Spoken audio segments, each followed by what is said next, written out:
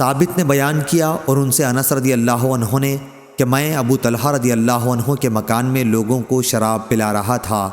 उन दिनों खजूर ही की शराब पिया करते थे। फिर जूँ ही शराब की हुर्मत पर आयत कुरानी उतरी तो रसूल करीम सल्लल्लाहु अलैहि वसल्लम ने एक मनादी से निदा कराई कि शराब हराम हो गई है।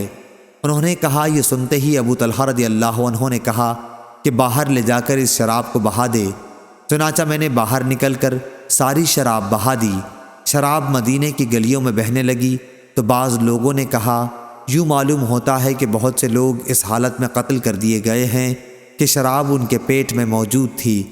फिर अल्लाह ताला ने यह आयत नाजिल फरमाई, वो लोग जो ईमान लाए और अमल सालेह किए उन पर उन चीज़ों का कोई गुनाह नहीं है जो पहले खा चुके हैं। आखिर आयत तक। सही बुखारी हदीस नंबर 2464।